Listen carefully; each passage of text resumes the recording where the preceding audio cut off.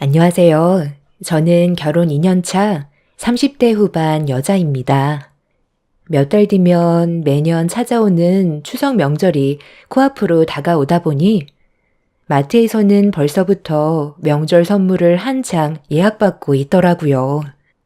정신없이 움직이는 직원을 보고 있는데 작년 추석 때 있었던 안 좋은 기억이 저를 힘들게 만들었고 불과 작년에 있었던 일이라 정신적 충격에서 아직 빠져나오지 못한 저는 장을 끝까지 못 보고 다시 차로 돌아오게 되었습니다.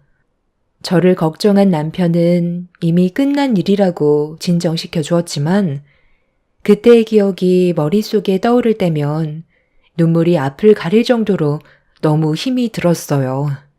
작년 추석 처음 명절 때 걱정과 기대를 가지고 시댁을 가게 되었는데 이미 저보다 먼저 도착해 있던 두 형님을 보고 반갑게 인사를 했지만 분위기가 상당히 안 좋아 무슨 이유 때문인지 몰랐던 저는 상황 파악을 하기 위해 형님들 표정을 살폈고 왜 저에게 날카로운 시선을 보내는 건지 알 수 없었던 저는 조심스럽게 둘째 형님한테 제가 실수한 게 있는지 물어봤었어요. 저를 빤히 쳐다보던 둘째 형님은 머리도 나쁜 게 눈치도 없다면서 갑자기 막말을 퍼부어대며 화를 냈어요. 당황해서 아무 말도 못하고 있자 큰 형님이 자리에서 일어나더니 주방으로 들어갔고 둘째 형님이 서둘러 뒤따라 들어가자 저도 눈치를 보면서 들어갔는데 큰 형님이 손으로 가리키고 있는 곳을 보는 순간 입을 다물지 못했어요. 상당히 많은 명절 음식 재료가 쌓여 있었고 큰형님은 저를 보더니 할 일이 많다면서 오자마자 앞치마를 던졌습니다. 그때 당시 남편은 시댁에 오자마자 아주버님들이 어디로 데려갔어요. 그리고 시부모님은 지방 출타 중이라 저녁을 먹기 전에 올 거라는 말을 둘째 형님한테 들을 수 있었습니다. 동서가 결혼한 지 얼마 되지 않아서 아직 감이 안 잡히나 본데 매번 명절 때마다 항상 이 정도 양은 기본적으로 하거든. 이 동네 특성상 서로 음식을 돌려먹는 관습이 있어서 우리도 많이 준비해야 되니까 서둘러 움직이는 게 좋을 거야. 이번 명절이 첫날이니까 동서는 송편을 빚으면 되겠어. 한 3,000개쯤 하면 동네 분들과 나눠 먹고 우리 가족들도 충분히 나눠 가질 수 있으니까 내가 말한 것보다 최대한 많이 준비해줘. 우리는 오늘 먹을 저녁 준비를 할 건데 불만 없지? 송편 빚는 거 어렵지 않잖아. 나는 이 집 며느리로 처음 들어왔을 때 동서보다 더 심했었어. 별거 아니니까 엄살 떨지 말고 내가 시키는 대로 톤 달지 말고 해.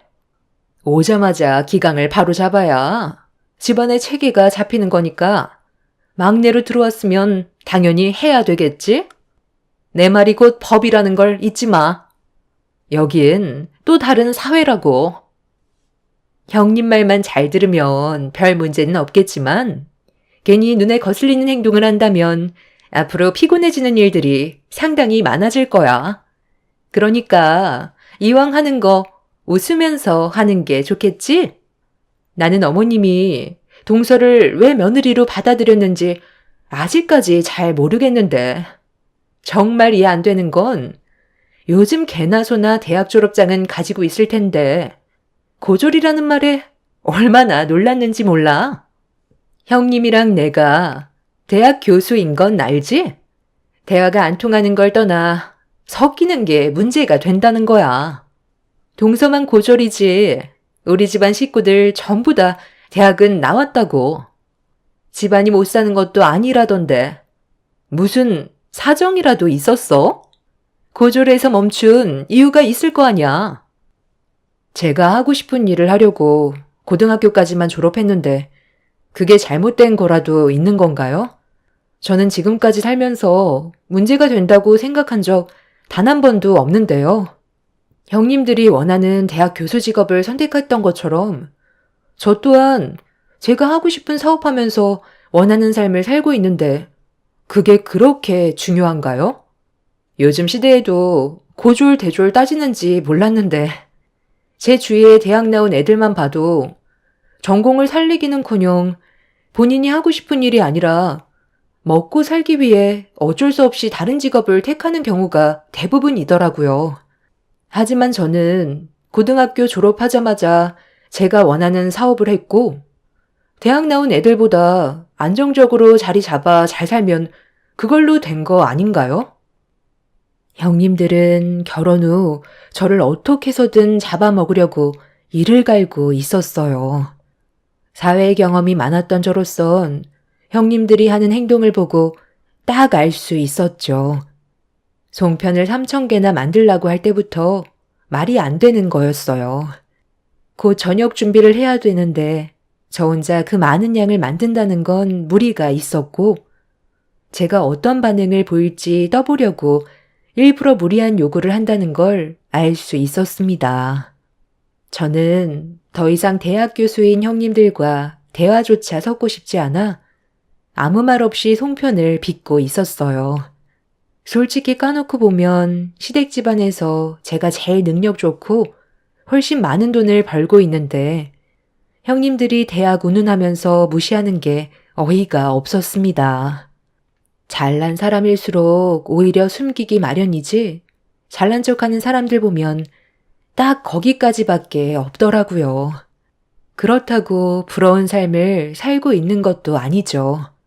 형님들도 저보다 능력은 없는데 내세울 게 교수라는 직업 하나로 지식이 좀 많다는 걸 어필하고 싶어서 그런가 보다 생각하며 그런 행동들이 어쩔 때 보면 철없어 보여서 상대를 하지 않으려 했어요.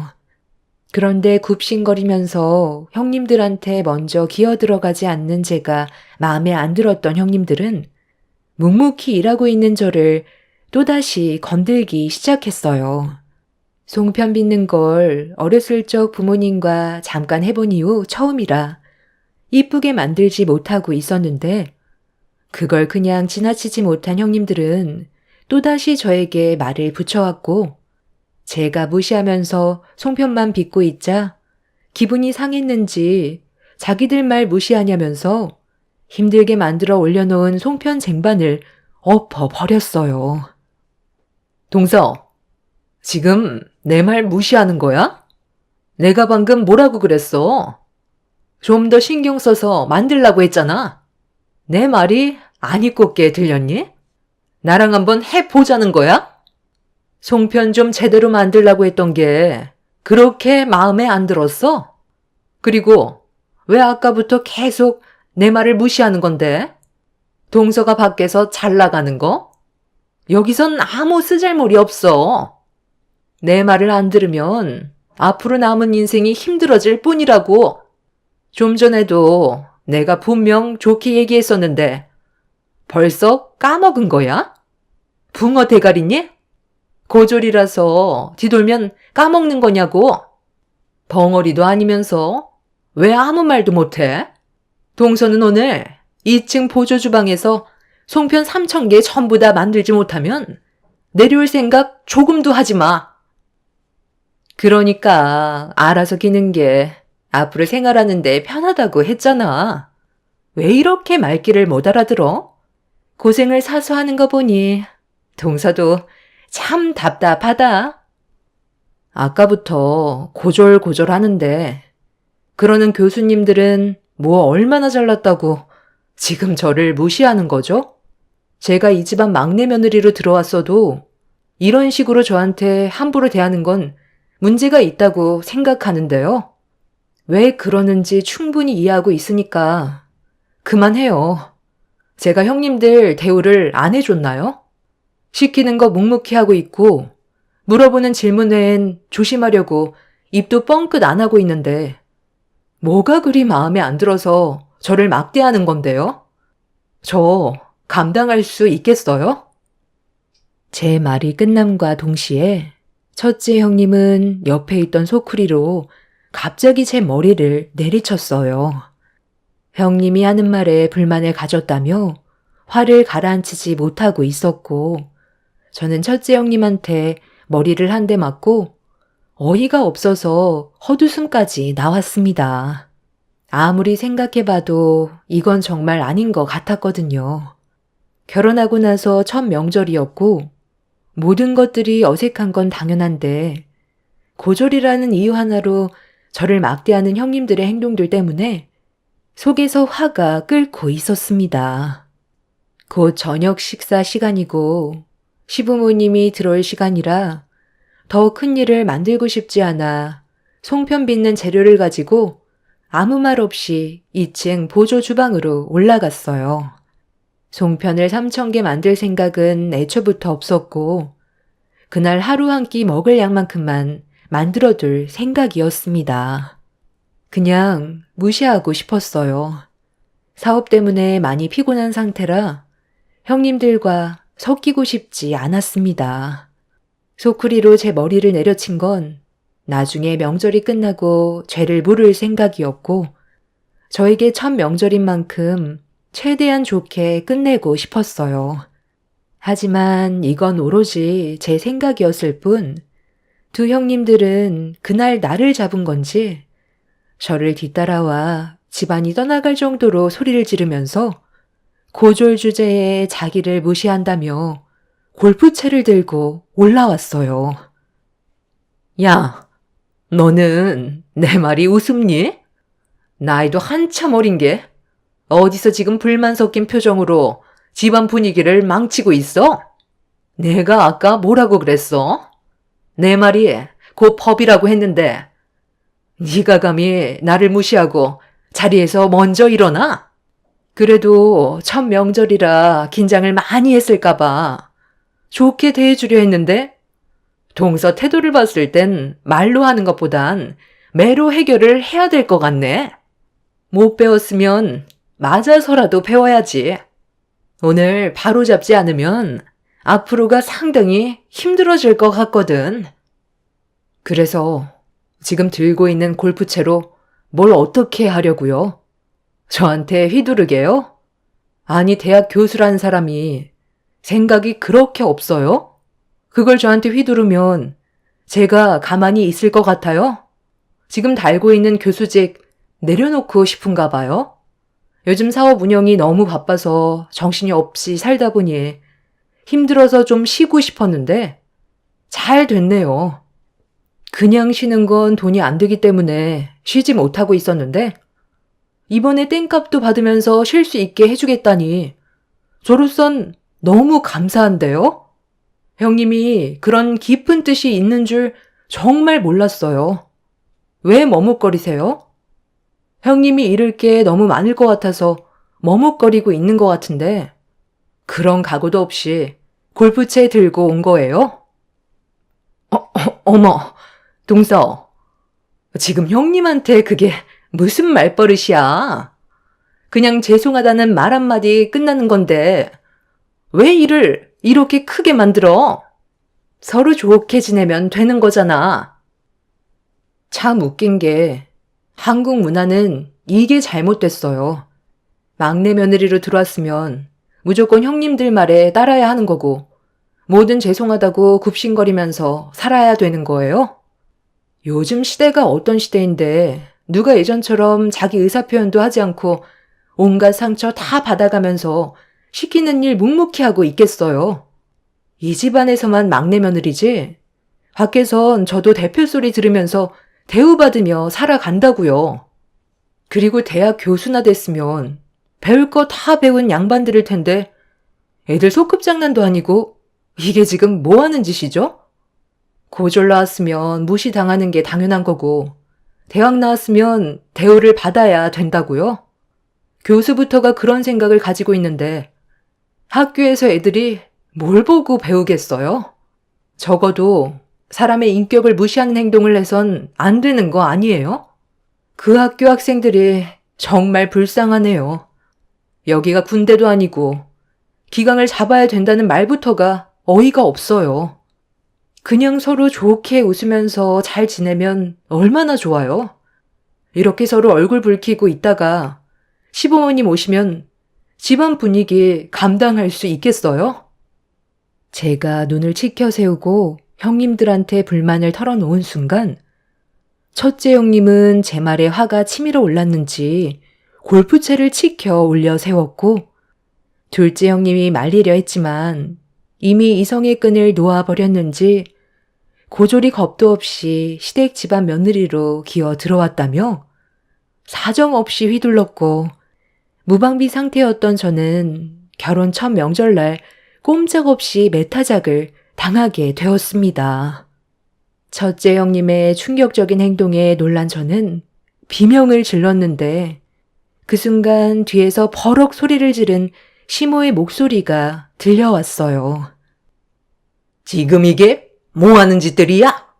너네가 막내 며느리는 첫 명절이니까 모르는 게 많은 건 당연한 거니? 잘 좀 가르쳐 주려고 몇 번이나 부탁했었는데 이게 지금 무슨 일이지? 왜 막내 며느리한테 골프채를 휘두른 건데?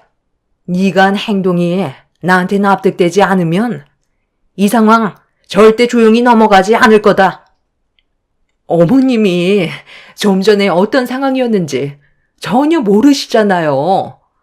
막내 동서 편만 들어주면 안 되는 거라고요.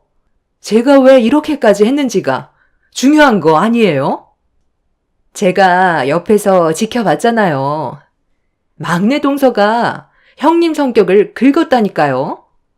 오죽했으면 골프채까지 휘저었겠어요.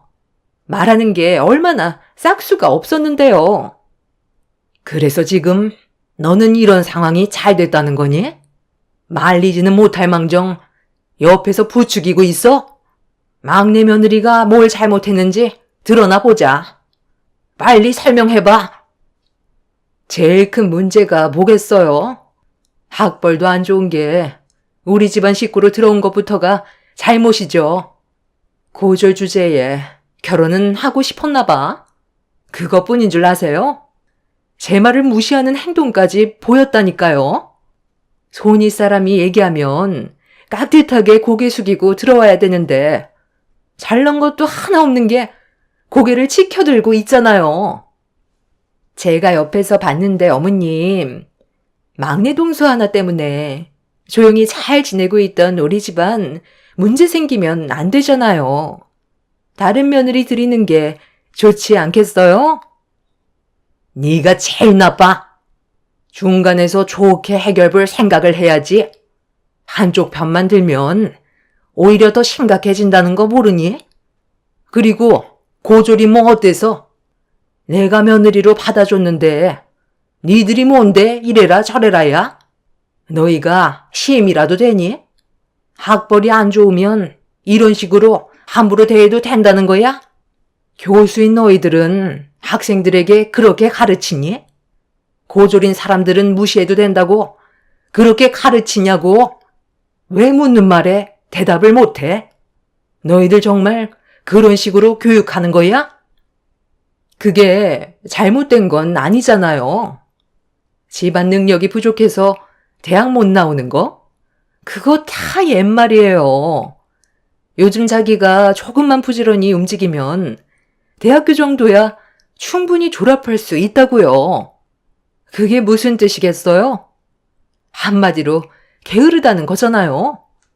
그리고 고등학교 때 놀고 먹었으니 들은 지식도 없어서 대학 가봤자 애들과 어울리지도 못할 것 같으니까 생산직에나 뛰어들고 한평생 공장에 처박혀서 남은 인생 노동만 죽어라 하다가 급에 맞는 사람 만나 결혼해서 쥐질이 궁상처럼 살겠죠.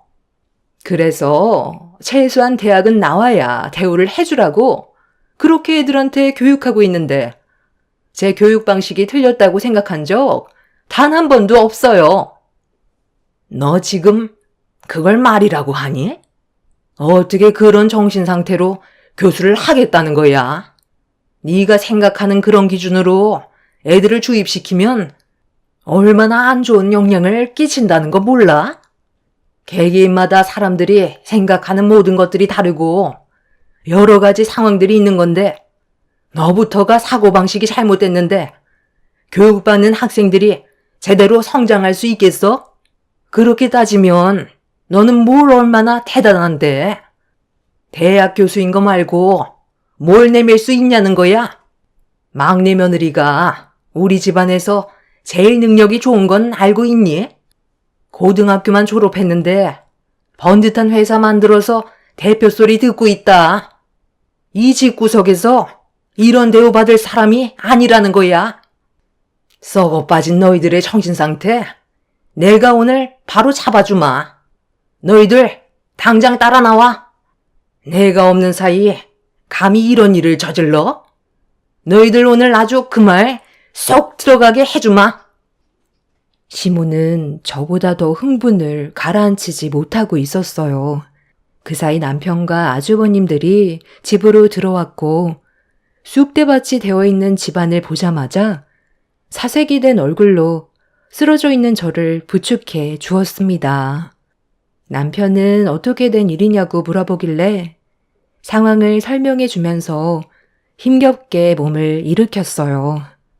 남편은 형님들의 이해할 수 없는 행동들에 분노했고 가만두지 않겠다며 난리치는 거 아주버님들과 시부가 힘겹게 말리고 있었어요. 남편과 아주버님들은 알고 보니 첫 명절날 서로 좋은 추억 만들고 싶어 시장에서 특별히 주문한 케이크와 여러 가지 먹을 걸 사왔었는데 즐겁고 행복할 것만 같았던 그런 그림은 이미 산산조각이 나버린 상태였죠. 시모는 형님들을 데리고 뒷마당으로 가더니 소농장에 멈춰 세웠어요. 그리고 본인들이 저지른 잘못에 대해 저에게 진심을 다해 용서를 구하지 않는다면 그날 조용히 넘어가지는 않을 거라고 화를 냈습니다. 하지만 두 형님들은 저에게 용서를 구하는 건 자존심이 허락지 않았는지 아무 말도 하지 않고 있었어요. 아니 왜 저희들한테만 그러세요? 막내 동서가 처음부터 처신을 잘했다면 이런 일은 없었을 거라고요. 얼마나 따박따박 말대꾸를 했는데요. 동서한테도 잘못된 행동에 대해 추궁해야 되는 거 아니에요? 내가 지금 어디를 다녀왔는 줄 알아? 요양병원에 계시는 시어머니 뵙고 왔다. 막내 며느리는 우리 집안 식구로 들어온 지 얼마 되지도 않았는데 명절 전에 벌써 다녀왔다더라. 이제 기력도 많이 떨어졌는지 오늘 내일 하시는데 너희들은 바쁘다는 핑계로 얼굴 한번 보여준 적 있니? 막내 며느리는 사업 때문에 쉴 시간이 없는데도 시간 될 때마다 요양원을 다녀갔다더라. 그것뿐인 줄 알아? 자기 친할머니도 아닌데 잘 좀 봐달라고 요양원에 근무하신 분들한테 먹을 거며 선물 같은 것도 지속적으로 제공해 줬다는 말에 내가 얼마나 미안했는지 알아? 우리 가족들조차 신경 쓰지 못한 것들을 막내 며느리가 챙겼다. 너희들은 그동안 뭘 했는데 명절날 놀고 먹기만 하고 요양원에 한번 가자고 하면 이 핑계에 저 핑계 대면서 귀찮아하는 거 다 알고 있었지만 그래도 지금까지 아무 말도 하지 않고 있었다. 너희들 사정도 있으니까 이해하려고 노력했어. 그런데 오늘 일은 도저히 조용히 넘어갈 수 없을 것 같구나. 마지막으로 기회를 주는 거니까 당장 막내 며느리한테 잘못한 부분에 대해 용서를 구하고 특히 큰 며느리 넌 손이 발이 되도록 빌거라. 콩밥 먹고 싶지 않으면 당장 싹싹 빌라고. 두 형님들은 시모가 화를 내며 얘기하는데도 눈 하나 깜빡이지 않고 저에게 조금도 사과하려 하지 않았어요.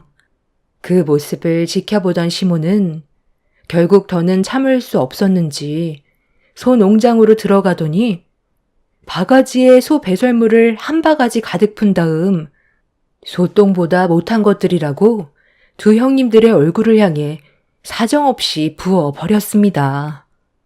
시모의 돌발 행동에 경악을 한 두 형님들은 비명을 지르면서 소똥을 뒤집어 쓴 상태로 마당에 있는 수도가로 달려갔어요. 시모는 두 형님들이 씻지 못하게 수도 밸브를 차단시켰고 물이 나오지 않자 시모에게 화를 내면서 집 밖에 있는 농수로로 달려가 자신들의 몸을 빠뜨렸습니다.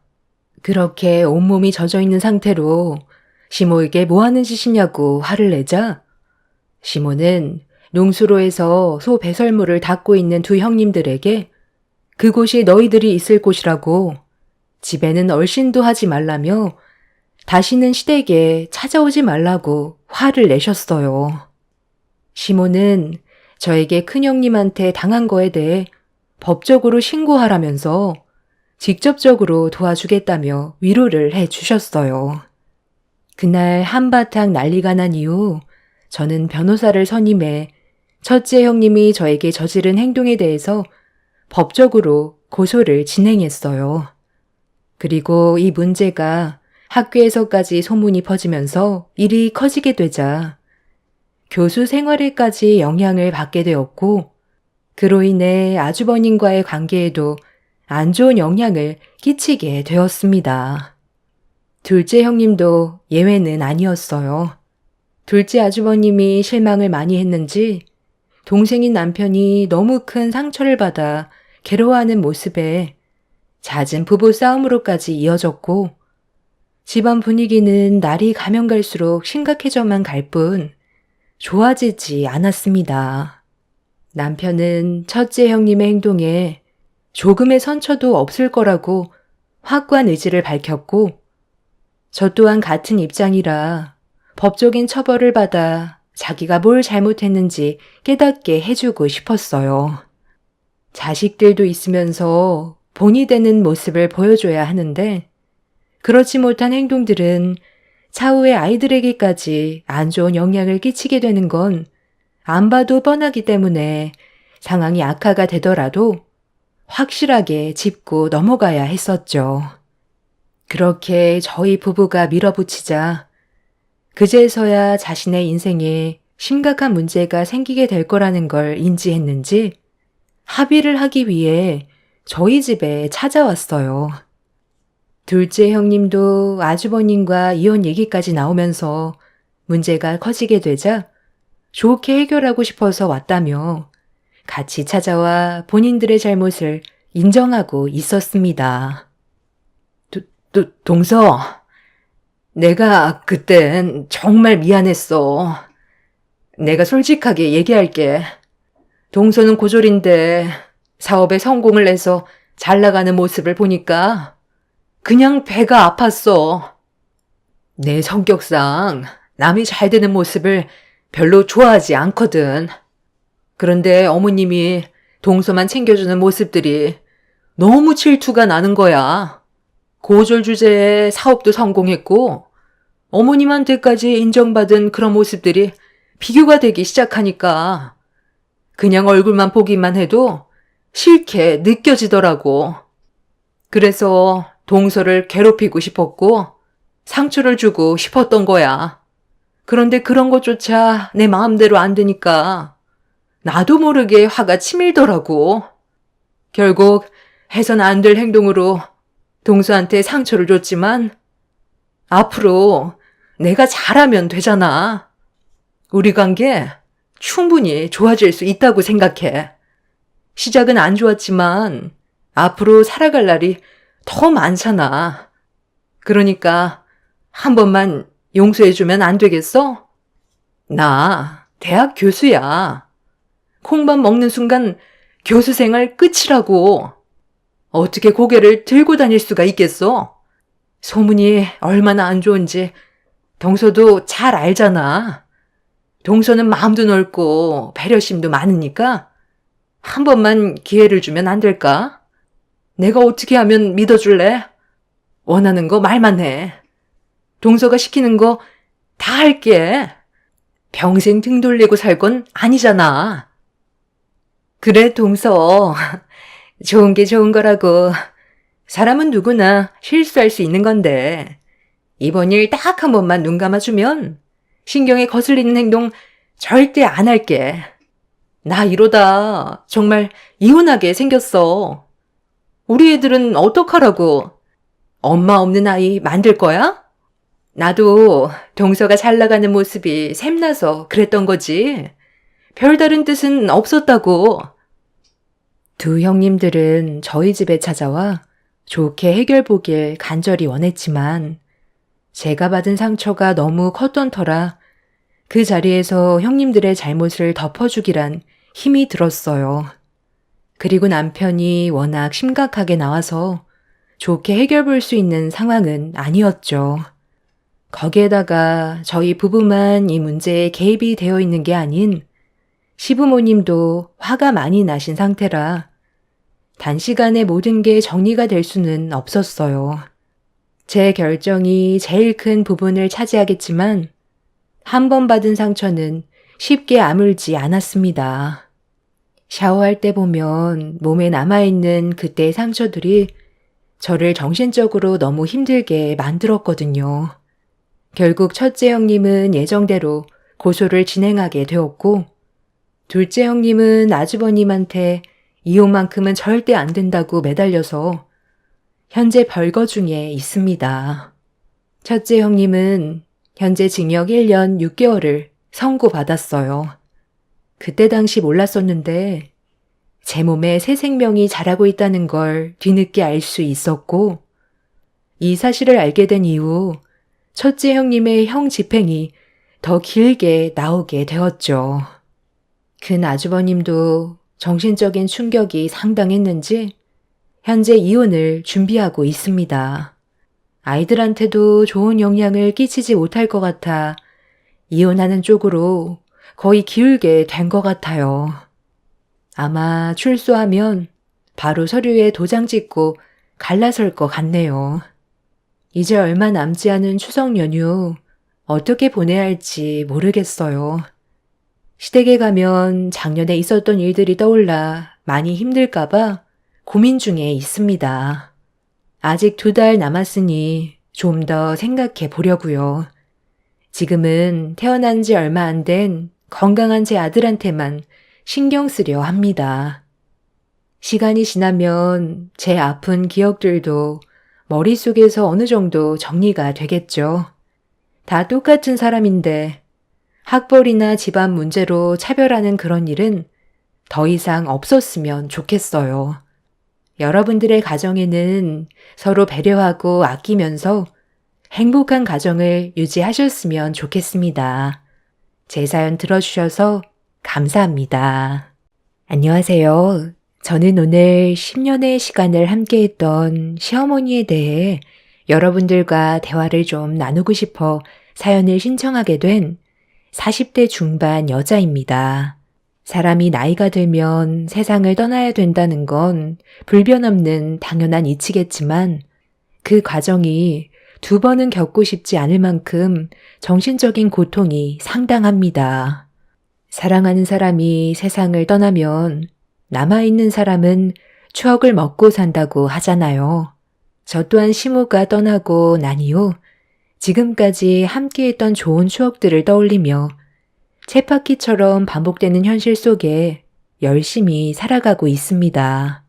시모가 돌아가신 지 벌써 2년의 시간이 흘렀는데 사연을 신청하게 된 건 시댁 집안에 남아있는 가족들 때문입니다.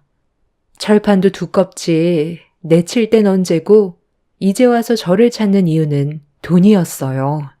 당연히 도와줄 필요가 없기 때문에 전부 돌려보냈지만 느낌이 좋지는 않습니다. 괜히 불이익을 당하게 될까봐 앞으로 어떻게 해야 할지 고민 중에 있어요. 시댁 집안이 처음부터 문제가 있던 건 아니었어요. 시모의 건강이 악화가 되면서부터 집안의 균열이 무너지기 시작했습니다. 누군가 시모를 살펴드려야 할 상황이었는데 다들 바쁘다는 핑계로 함께 지내는 걸 거부했었어요. 장남인 남편이 싫다고 하자 밑에 줄줄이 둘째, 셋째 신우 또한 시모를 받아주려 하지 않았습니다. 집안의 가장인 남편이 당연히 시모를 보살펴 드려야 하는 게 맞는 건데 함께 지내는 게 불편하다는 이유로 신우들한테 떠밀듯 시모를 보내려 하고 있었습니다. 그래서 남편의 행동을 이해할 수 없어 한마디 할 수밖에 없었어요. 당신이 뭔 상관이야? 괜히 쓸데없이 나서지 말고 가만히 있어. 이게 지금 얼마나 피곤한 일인지 알아? 동생들이 알아서 하게 놔두면 된다니까. 어떻게 모른 척 할 수가 있어. 어머님이 어떤 상태인지 뻔히 알면서 지금 그런 말이 나와? 췌장암에 암세포가 간에까지 전이가 된 상황인데 걱정도 안 되는 거냐고. 곧 병원 치료 받을 건데 우리 집에 있을 필요는 없잖아. 병실 입원할 때까지 동생들한테 봐달라고 했으니까 걱정 안 해도 된다니까. 당신 5년 전에 아버님 돌아가셨을 때 뭐라고 그랬어? 어머님 몸 건강히 잘 보살펴 드린다고 걱정하지 말라면서 약속하지 않았어? 아버님은 당신을 믿고 편하게 눈을 감으셨는데 지금 하는 짓을 봐봐. 집안의 장남이라는 사람이 금전적으로 도움이 필요할 때만 어머님한테 찾아가서 돈만 뜯어냈지. 건강은 어떠신지 조금도 관심 가지려 하지 않았잖아. 어머님이 여태 얼마나 애지중지 손주들까지 돌봐주셨어. 그거 알면 이렇게 냉정하게 못하지. 남편은 본인이 뭘 잘못하고 있는지 전혀 인지하지 못하고 있길래 따끔하게 한마디 했는데 그걸 듣기 싫다며 저에게도 상처되는 말을 거침없이 뱉어댔어요. 결국 그날 서로는 좋지 않은 감정으로 대화가 끝이 났고 남편의 강압으로 인해 시모는 입원하기 며칠간 신우들이 모시는 걸로 결정을 하게 되었습니다.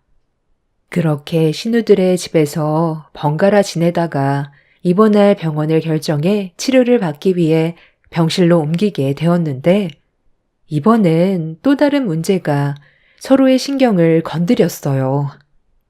오빠가 엄마한테 받아간 재산이 제일 많잖아. 그러니까 오빠가 대신 병원비 좀 납부해주면 안 되는 거야? 알아보니까 엄마가 가진 돈 전부 오빠가 가져갔다면서? 며칠간 우리 집 제공해줬을 때 도와준 거 하나 없으면 이번만큼은 오빠가 나서줘야지. 여유가 있는 사람이 해야 되는 게 당연한 거라고. 내가 가장이니까 많이 받는 건 당연한 거지. 그리고 지금 상당히 어이없는 게 뭔 줄 알아? 네가 나한테 꼭 한 푼도 안 받은 사람처럼 말한다는 거야. 재산 나눠 가질 때 누가 제일 심하게 난리를 쳤더라. 네가 어떻게 해서든 좀 더 많이 가져가려고 한바탕 혈안을 피웠었잖아. 그때 기억 안 나? 아버지는 너희들 재산 똑같이 나눠주려 했는데 네가 둘째라고 좀 더 가져가야 한다며 아버지한테 온갖 상처 다 준 뒤에 귀엽고 좀 더 뜯어가지 않았어? 받을 만큼 받아갔으면 군소리 하지 말고 어머니 임종날까지 옆이나 지켜줘. 나 이번에 개업한 식당에 모든 걸 다 걸었던 거 알고 있지? 망하게 된다면 길거리 나앉게 된다고. 차라리 오빠 식당 망했으면 좋겠네. 말만 장남이지. 집안을 위해서 하는 거 하나 없잖아. 그러니까 당연히 망해야지. 도와주지 않을 거면 나타나지도 마. 네가 원한다면 그렇게 해줄 수 있어. 나는 뭐 저 노인네 얼굴 보고 싶은 줄 알아? 낳아준 분이니까 그래도 할 도리 하려고 자리 지키고 있는 거야. 당신 정말 정신 나갔어? 나중에 후회할 일 만들고 싶어? 좀 작게 얘기해. 어머님 다 들으시겠다고. 이번엔 당신 양보해서 병원비 좀 더 내드려. 삼남매는 췌장암으로 고생하고 있는 시모를 서로 살펴주지 않겠다며 계속 미루는데 정말 기분이 좋지 않더라고요. 본인들이 원할 때만 시모를 찾고 정작 도움이 필요할 때는 내치려는 행동들이 저를 더욱더 화나게 만들었어요. 그래서 이건 아닌 것 같다고 남편과 신우들에게 화를 내면서 할 도리는 지키라고 얘기했는데 이미 제 말은 들어줄 생각도 하지 않았어요. 결국 아무것도 해결되지 않은 상태에서 집으로 돌아오자마자 남편과 그날 대판 싸우게 되었습니다. 당신을 낳아준 엄마인데 정없이 계속 행동할 거야? 아까 어머님이 듣지 못하신 것 같지만 전부 다 느끼고 있을 거라고. 도대체 뭐가 문제야? 어머님이 불쌍하지도 않아? 그래도 자식들이라고 도움이 필요하다며 손 내밀었을 때 조금이라도 고민한 적 있으셨어? 간이며 쓸개며 전부 다 빼주셨는데 정작 당신은 한다는 소리가 귀찮고 힘들어서 돈 많이 나가니까 낳아주신 엄마를 버려버리겠다고? 나중에 우리 아들이 당신 몸에 병이 들어서 누워만 있고 도움이 필요할 때 모른 척하면 기분이 어떻겠어? 반대로 생각해 보라고. 이런 식으로 행동하는 거 안 보는 것 같아도 다 보고 배운다고. 그래서 뭐 어쩌라는 거야? 내가 싫고 동생들도 싫다잖아. 그럼 당신이 옆에서 살펴주던지. 나는 더는 볼 필요 없어. 가진 게 있어야 부모인 거지.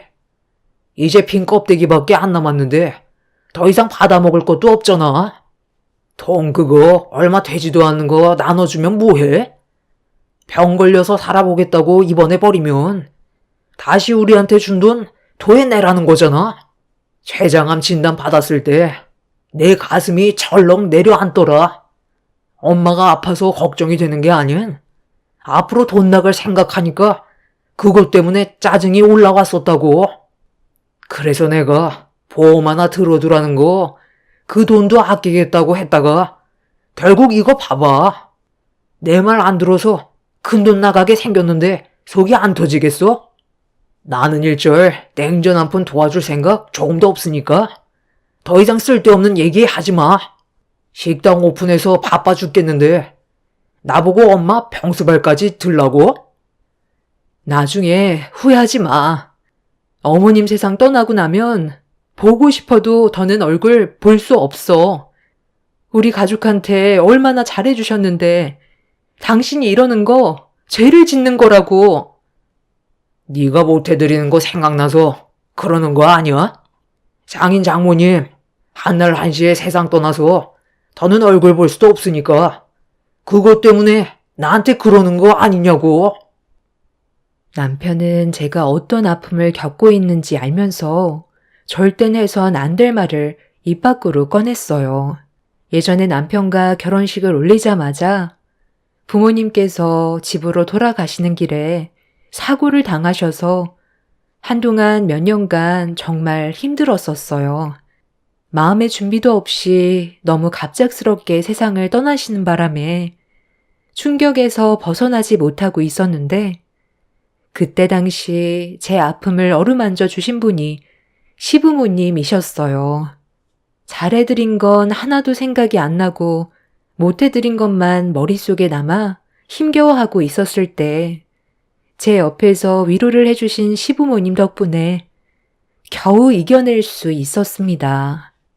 시부모님은 제 친부모님이나 다름없을 정도로 정말 가까운 사이가 되었고 저에게 진심으로 다가와 주셔서 많이 의지하며 살아갔었는데 시부가 떠나시고 시모마저 세상을 떠날 준비를 하시게 되니 제 마음이 말이 아니었습니다.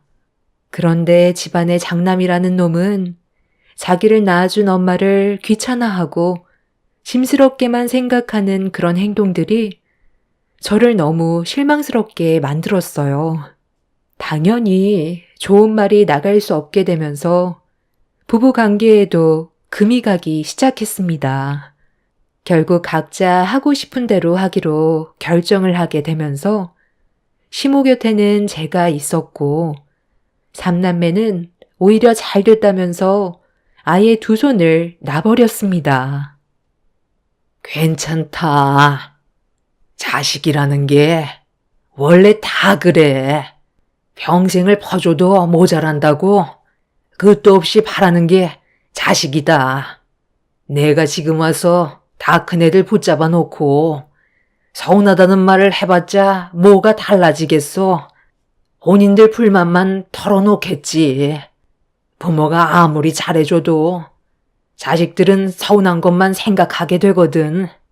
길어야 1, 2년이라는데 그때까지 주변 정리하고 남은 시간 그래도 좋은 생각만 하고 가련다. 아직 이 세상에 미련이 남아있지만 내 몸이 이런데 어쩌겠니. 현실을 받아들이고 살아야지. 어머님, 안 좋은 생각만 가지지 말고 좋은 생각만 하세요. 그래야 건강을 되찾을 수 있어요. 이대로 먼저 가시면 저는 어떻게 하라고요. 저는 아직 마음의 준비가 되어 있지 않은데 아버님 떠나시고 어머님까지 가시면 앞으로 누굴 의지하면서 살아갈 수 있겠어요. 요즘 그이가 저에게 얼마나 많은 실망을 안겨주는데요. 시모는 저에게 미안하다면서 자식이라는 게 마음처럼 되지 않는다고 자기 아들 때문에 속 썩고 있는 거에 대해 사과를 하셨습니다.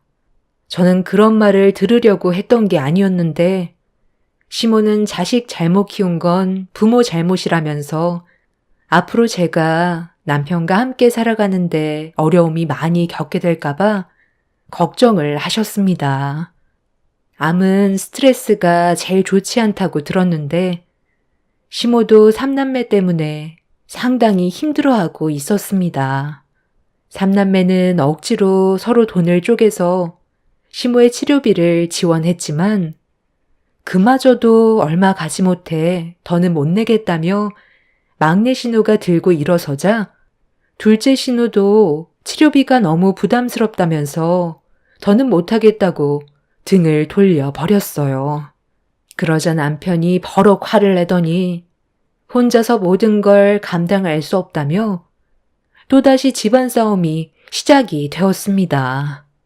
신우들도 결혼을 해서 아이를 낳고 키우다 보니 금전적으로 부담을 느낄 수 있는 건 당연한 거지만 그래도 다들 먹고 살 만큼 충분히 벌고 있으면서 너무 싫은 내색을 한다는 게 제 기분을 안 좋게 만들었어요.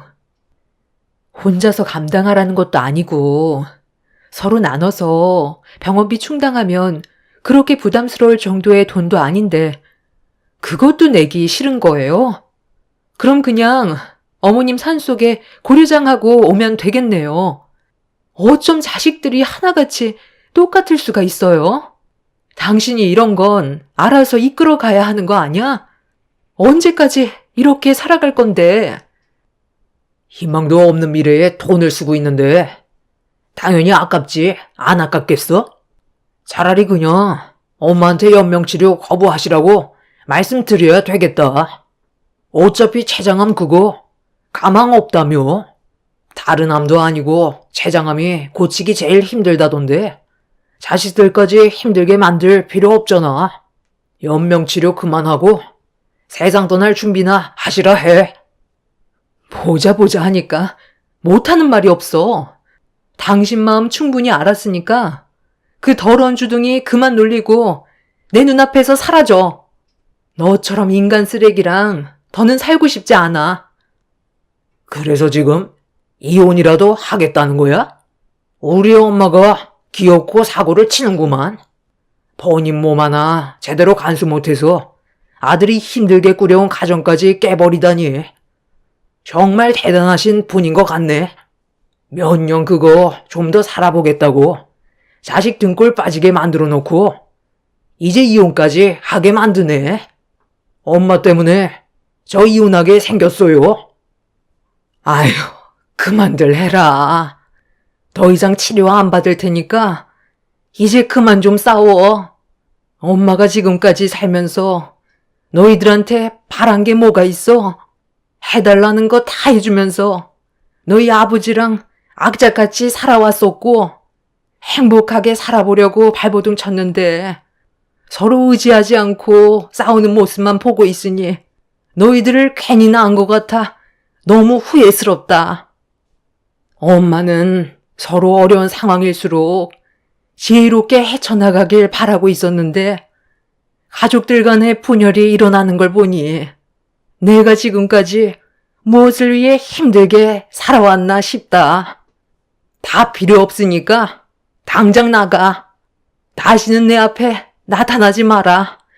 예며느라, 미안한데 태원 수족 좀 밟아줘라. 그만 집에 들어가서 쉬고 싶구나. 아니요, 그렇게 할 필요 없어요. 다들 다시는 병원에 찾아오지도 마. 내가 알아서 어머님 보살펴 드릴 테니까 병원에 발도 들이지 말라고. 당신이랑 나는 정말 끝이야. 내 마음 변하지 않을 거니까 내일 당장 이혼 서류에 도장 찍으러 가야 할 거야. 어차피 우리 둘 이런 감정으로 어머님 세상 떠나시면 같이 못 살아. 그건 당신이 더 잘 알지 않아? 지금 우리는 아무 사이도 아니야. 당신의 그 이기적인 행동이 가정의 불화를 만든 건데 왜 어머님 탓으로 돌려? 아가씨들도 정말 그러는 거 아니에요. 지금 뭐 하자는 거예요? 피 한 방울 안 섞였으면서 친딸 노릇 하려고요? 우리 엄마한테 뭐 바라는 거라도 있어요? 어차피 가지고 있는 거 저희가 탈탈 털어갔기 때문에 몸뚱이 하나 남았는데 무슨 이익이 있다고 이혼까지 하면서 엄마 옆에 있으려 하는지 모르겠네. 혹시 우리가 모르는 무언가가 있는 거 아니에요? 더는 듣고 싶지 않아 남편과 두 신우를 밖으로 쫓아내 버렸어요. 삼남매는 오히려 잘 됐다면서 짐 하나 덜었다고 다시는 병원에 오지 않을 테니 어떤 일이 있어도 연락하지 말라면서 조금의 미련도 없이 고개를 돌려 버렸습니다. 남편도 저와 함께 살고 싶지 않다며 다음날 무조건 이혼하러 가자는 말에 그렇게 하기로 했어요. 남편과 살 바엔 차라리 시모 옆에서 남은 시간 보내고 혼자 아이들 키우며 사는 게 제일 속편해 보였습니다. 시모는 이혼만큼은 안 했으면 좋겠다고 했지만 이미 사람이 아닌 쓰레기와 더는 함께 살고 싶지 않았어요. 그래서 결국 다음날 서로 만나 이혼 서류에 도장을 찍었고 저는 속 편하게 시모 옆에서 간병을 해드렸어요.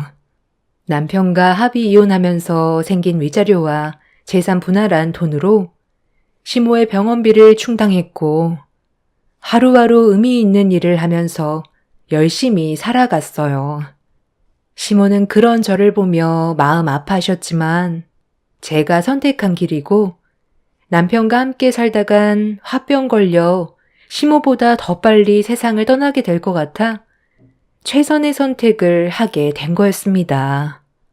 정말 충격이었던 건 삼남매는 한바탕 난리가 난 이후 두 번 다시 병원에 찾아오지 않았어요. 그래도 낳아주신 엄마인데 건강 상태는 어떠신지 저 몰래 얼굴 정도는 보러 와줄 줄 알았는데 그건 제 착각이었고 거의 2년 가까이 시모 옆을 지켜드린 건 저밖에 없었습니다. 시모는 저와 함께 있으면서 정말 많은 대화를 주고받으며 매일을 즐겁게 보내셨어요. 얼굴엔 항상 미소가 끊이지 않을 정도로 저와 함께 있는 시간을 행복해 하셨는데 치료를 받아도 시모의 건강이 좋아지기는커녕 계속 안 좋은 방향으로 흘러갔어요. 그렇게 의사가 말한 최대 2년이라는 시간을 꽉 채우게 된 시모는 급격하게 건강이 안 좋아지셨어요. 의사는 시모의 몸 상태를 확인하고 며칠 못 버티실 거라는 진단을 하셨습니다. 그리고 시모의 임종이 얼마 남지 않았다는 말을 들었을 때 저희 부모님이 세상을 떠나셨던 기억이 떠올라 너무 마음이 안 좋았고 그때부터 시모 곁에서 계속 간병해 드렸습니다. 시간이 갈수록 맥박과 혈압은 떨어졌다 올랐다를 반복했고 이런 상황들이 두려운 나머지 남편한테 전화를 걸었습니다. 이혼하고 단 한 번도 찾아오지 않았던 남편한테 처음으로 전화를 했었죠. 남편은 시모가 떠날 것 같다는 말에 알겠다면서 전화를 끊었고, 저는 시모의 손을 잡으면서 좀 더 버텨보라며 아직 할 말이 많다고 이대로 떠나지 말아달라고 숨만 헐떡거리는 시모를 보며 눈물을 흘렸어요. 옆에 있던 간호사분은 저를 딸로 착각할 정도로 시모가 저와 함께 있고 싶어 하는 것 같다면서 잘 버티고 있으니 희망을 놓지 말라며 계속 말을 걸어달라고 했어요. 그동안 저를 딸처럼 대해주신 시모와 행복했었던 기억을 최대한 떠올려 쉬지 않고 시모에게 말을 붙였습니다. 시모는 그런 저에게 대답이라도 해주는 듯 손가락을 움찔거리며 반응을 해주셨는데 그것도 얼마 지나지 않아 아무 반응도 없으셨습니다. 나중엔 숨만 헐떡거리시며 괴로워하시는 모습을 보이셨는데 그 모습을 보고 있던 저는 울면서 떠나지 말아달라고 애원했어요. 시모의 눈에서는 눈물이 흘렀고 맥박이 급격하게 떨어지더니 시모는 거친 숨을 내쉬면서 몸이 조금씩 떨려오기 시작했어요. 결국 힘들게 참아왔던 눈물이 터져버리면서 오열을 하자 옆에 있던 간호사가 마지막인 것 같다며 좋은 말만 해주라고 하길래 그동안 제가 속으로만 생각했지 겉으론 표현하지 않았던 진실한 마음을 시모에게 전부 털어놓게 되었습니다. 어머님, 그동안 정말 감사했어요. 저를 딸처럼 대해주시고 항상 제 옆에서 좋은 말 많이 해주셔서 저희 부모님이 떠나셨을 때 정말 많은 도움이 됐었어요. 그간 부끄러워서 제 마음속에 있던 말들을 꺼내지 못했지만 어머님이 항상 제 곁에 있어 주셔서 너무 행복했어요. 이제 제 걱정 마시고 편하게 쉬세요. 시모는 저를 놓고 떠나시는 게 끝까지 마음에 걸리셨는지 세상을 떠나셨는데도 눈을 감지 못하셨어요. 눈을 뜨신 채로 눈물을 흘림과 동시에 맥박이 끊어지게 되었고 그날 저는 한참 동안 시모를 끌어안은 채 오열을 하게 되었습니다. 소중한 사람들이 떠난다는 건 너무 마음 아픈 순간들이었고 눈을 감지 못한 채 세상을 떠나신 시모의 눈을 감겨드리고 있는데 그제서야 남편과 신우들이 병실 문을 열고 들어왔습니다. 저와 다르게 눈물 한 방울 흘리지 않고 세상 떠난 시모를 쳐다보고 있는데 신우가 전 남편한테 장례식은 어떻게 할 거냐고 물어보면서 귀찮다는 듯 일그러진 얼굴로 시모를 바라보고 있었습니다. 아이고 엄마, 이렇게 가시면 어떡해? 올케 언니가 잘 모신 거 맞아요? 아휴, 그런데 장례식 그거 꼭 해야 되는 거야? 나 이번에 큰돈 나가고 요즘 일이 너무 바쁜데 그냥 바로 화장해도 되는 거잖아. 엄마도 그걸 원할걸? 아, 맞아. 3일 동안 아무것도 못하고 장례식장에 있어야 하는데 그렇게 되면 일에 지장까지 생긴다고.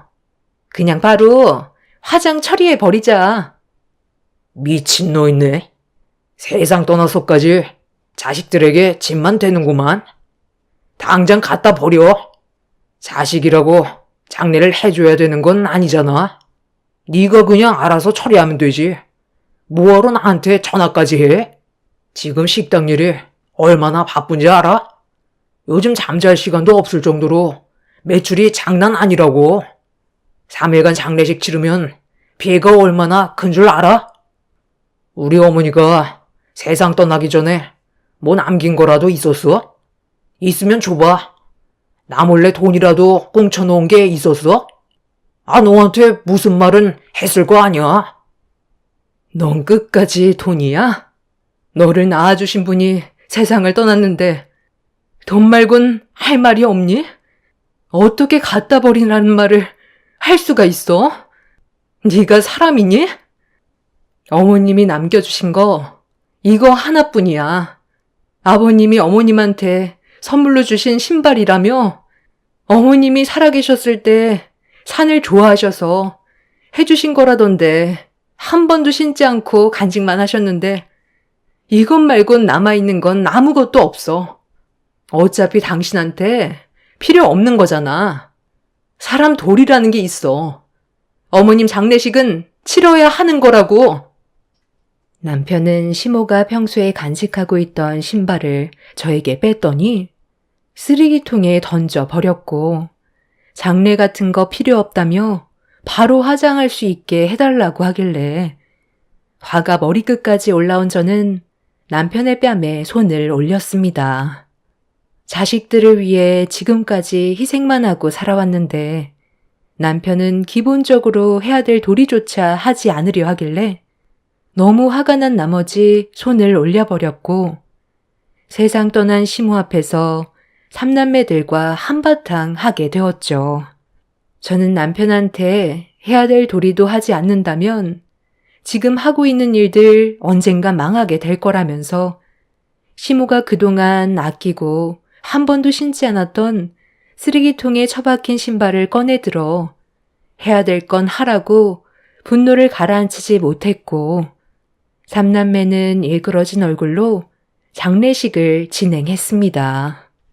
삼남매 지인들 몇 명 말고는 장례식장에 오는 사람은 딱히 없었지만 그래도 겨우 장례식을 무사히 끝낼 수 있게 되었습니다. 그렇게 납골당에 안치한 뒤 남편은 앞으로 평생 2번 다시 얼굴 볼 일 없었으면 좋겠다며 등을 돌렸습니다. 장례도 안 치르려 했던 불효자들이 언젠가 전부 망하기를 간절히 바라면서 저도 제 아들들과 함께 열심히 살아갔어요. 시모가 남겨주신 신발을 신고 밑창이 떨어질 정도로 앞만 보며 달려왔습니다. 정신없이 바쁘게 움직이다 보니 부유하지는 않아도 어느 정도 안정적으로 자리를 잡을 수 있었는데 어느 날 신발 밑창이 떨어져 나가 더는 신지 못할 것 같아 세탁해서 한편에 보관해 두려고 신발 속 깔창을 꺼내 솔질을 하려는 순간 밑바닥에 이상한 글씨가 새겨져 있었어요. 알 수 없는 주소 같은 게 적혀 있길래 한참 동안 바라만 보다가 그날 저는 제 아이들을 차에 태운 뒤 주소가 적힌 곳으로 향하게 되었습니다. 깔창 밑에 주소가 적혀 있을 거라곤 전혀 상상조차 하지 못했었는데 시모가 신발을 고이 간직하고 있었던 이유가 목적지에 있을 것 같아 한참을 달려 도착을 하니 허름한 창고 하나가 눈에 들어왔어요. 굳게 잠겨 있길래 창고 안을 살펴볼 수가 없어서 주변을 두리번거리고 있었는데 누군가 저를 부르는 목소리에 깜짝 놀라 고개를 돌려보니 어느 한 노인이 저를 위아래로 훑어보며 누구냐고 물어보시길래 신발을 보여주면서 깔짝 밑에 적힌 주소를 찾아왔다고 하니까 남편 이름을 대더라고요. 그리고 저는 그동안 전혀 알지 못했던 충격적인 말을 들을 수 있게 되었고 노인은 저에게 창고 열쇠를 건네주었습니다. 내 친구가 하도 부탁을 해서 창고를 임대해줬는데 이 열쇠를 가지고 있다가 나중에 신발을 가지고 찾아온 자식들 중 한 명한테 열쇠를 주면 된다고 하더라고. 그런데 자식이 아닌 며느리가 올 줄 상상도 못했네. 내 친구놈이 그 신발을 재수 씨한테 선물해 준 거였거든. 그때 우리 집에 잠깐 놀러 왔었을 때 신고 있었던 거였는데 자식들이 돈 문제로 서로 상당히 예민하게 구니까 재산을 현금화해서 숨겨놓을 생각을 했던 것 같아. 노력하지 않고 얻은 재산은 분명 흥청망청 쓰게 되어 있다면서. 나한테 창고를 빌려달라고 해서 알겠다고 했지. 나야 산 사람이라 돈에는 전혀 욕심이 없고 내 둘도 없는 친구의 부탁인데 어쩌겠어. 그때 아마 내 친구의 몸 상태가 별로 안 좋았었을걸. 그런데 친구놈이 재수 씨한테 선물해준 신발을 빤히 보더니 잠깐만 벗어보라고 하더라고. 그리고 깔짝 밑에 우리 집 주소를 적는 거야. 나중에 재수 씨가 신발을 자식들한테 내밀었을 때 가져가 밑창 떨어지게 열심히 뛰어 일한 한 명은 신발을 세탁하기 위해 깔장을 빼게 될 테고, 그렇게 되면 적혀있던 주소를 확인하게 되니 그 재산을 노력한 사람만 가지게 되는 걸로 계획을 하게 된 것 같아. 그런데 내가 3명의 자식들의 얼굴을 알고 있어서 그 중에 한 명이 올 줄 알았는데 며느리가 오게 될 거라곤 상상도 못했네. 어찌됐든 이 열쇠 받고 안에 있는 물건 가지고 가면 될 거요. 그럼 재수씨 자식들은 그 신발을 받지 않았다는 거야? 어떻게 된 영문인진 모르겠지만 그쪽이 열심히 두 발로 뛰고 살아온 결과에 대한 보상이니 받는 건 당연한 거요. 저는 생각지도 못한 말을 듣게 되었고, 시모가 왜 신발을 악착같이 가지고 있었는지 그제서야 이해를 할 수가 있었습니다. 시모는 3명의 자식들에게 남겨져 있던 재산을 주고 싶지 않았던 거였고, 세상 떠나기 직전 저에게 신발을 주시면서 아끼지 말고 신으라며 열심히 뛰면서 살다 보면 좋은 날이 올 거라고 했던 말이 머릿속으로 스쳐 지나가게 되었죠. 그렇게 창고 문을 열게 되니 그곳엔 가방 하나가 눈에 보였고, 안에 있던 내용물을 확인한 순간 입을 다물지 못했습니다. 그 안에는 5만 원짜리 지폐가 묶음으로 가득 채워져 있었어요. 상상을 초월한 일이 펼쳐지게 되었고, 무거운 가방을 들어 창고로 나왔는데 아버님 친구분은 이미 다른 곳으로 가셨는지 더는 보이지 않았습니다. 저는 그날 그 가방을 가지고 집으로 돌아와 어떻게 해야 할지 몰라 고민을 할 수밖에 없었어요. 너무 큰 돈이라 감당이 안 될 정도였죠. 한 묶음당 500만 원이었는데 총 100개가 들어 있었습니다. 5억의 돈이 들어오게 될 거라곤 전혀 예상하지 못했던 터라 고민이 많았었는데, 얼마 뒤 남편과 신우들이 저희 집으로 찾아왔어요. 가진 것도 없었던 저에게 찾아온 이유는 돈을 빌리기 위해 온 거였죠. 전 남편이 식당이 대박이 나게 되자 신우들도 하던 일 전부 그만두고 전 남편의 도움을 받아 무리하게 식당을 차리게 되었는데, 몇 년간 전염병 문제로 인해 식당이 막대한 피해를 받게 되었고, 폐업까지 하게 되면서 막대한 빚과 길거리에 나앉게 될 상황이 오게 되자 지푸라기라도 잡는 심정으로 저에게 찾아온 거였습니다.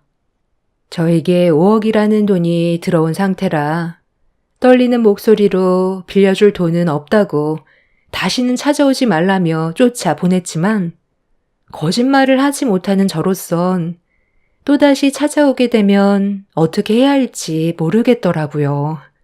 그래서 현재 이사를 준비 중에 있습니다. 시부모님이 남겨두신 재산, 불효자인 그놈들에게 주고 싶지 않아요. 그런데 나중에 이 사실을 알게 된다면 법적으로 문제가 생길 것 같아 가방에 고이 모셔두기만 했지 아직까지 꺼내지 않고 있습니다. 제 돈이 아니라서 더 그런 것 같아요. 차라리 사회에 기부하는 게 속 편할까요?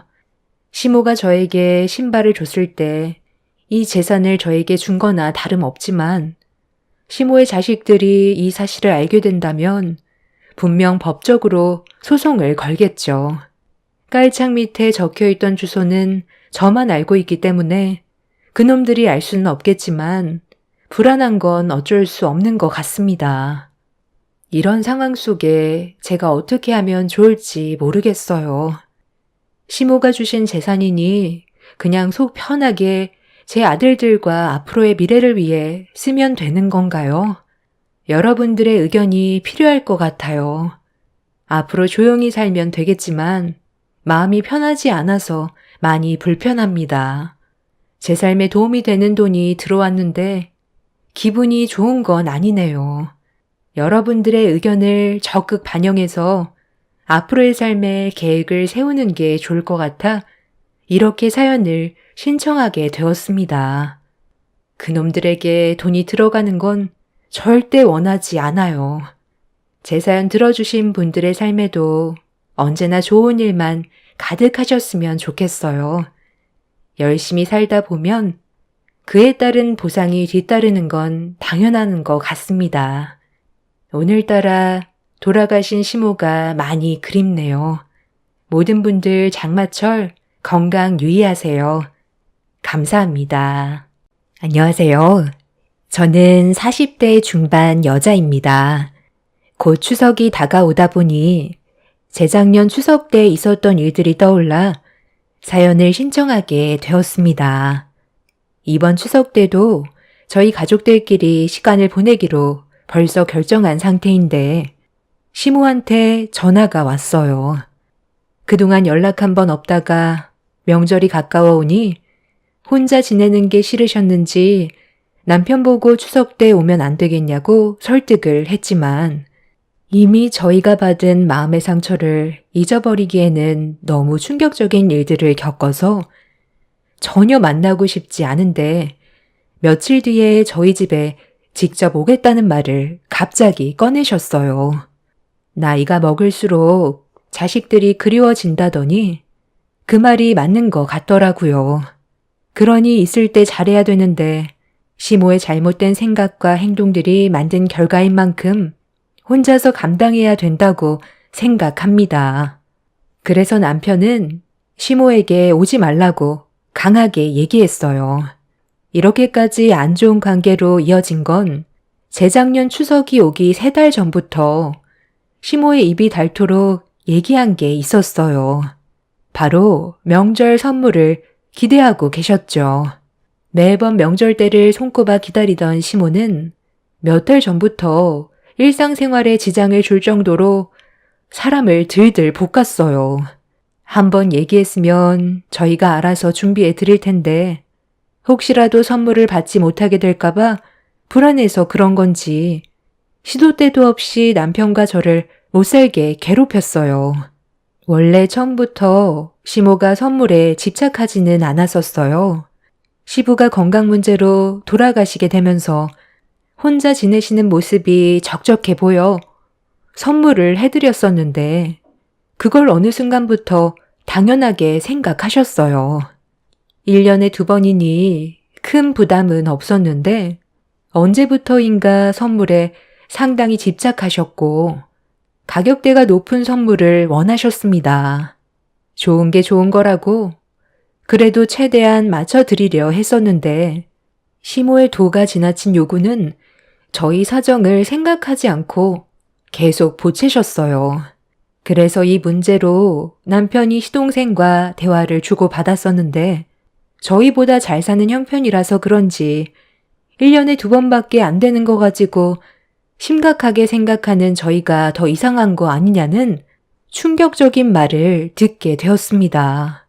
집안 사정이 다 다른 건데 상처되는 말을 아무렇지도 않게 내뱉는 시동생의 태도에 남편도 화가 많이 났었죠. 시동생은 동네에서 꽤 유명한 족발집을 운영하고 있고 동서는 피부과 전문의로 적지 않은 수익을 내고 있었지만 저희 사정은 시동생 내외와는 반대였기 때문에 지출 문제를 걱정하지 않을 수 없었습니다. 저는 일반 회사에서 사무직 일을 하고 있고 남편도 사업을 하지만 큰 수익이 나올 정도의 규모 있는 사업은 아니라서 부담이 될 수밖에 없었어요. 수산업을 하는 남편은 고된 노동에 비해 수익이 많지 않아 항상 고민을 했었고 결국 하던 일을 정리하고 수산업 노하우를 살려 식당을 차리게 되었습니다.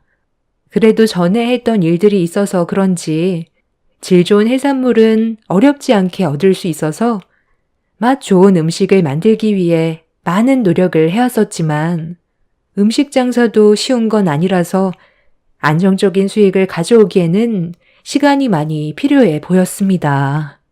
그러다 보니 명절 선물이 부담으로 다가올 수밖에 없었어요.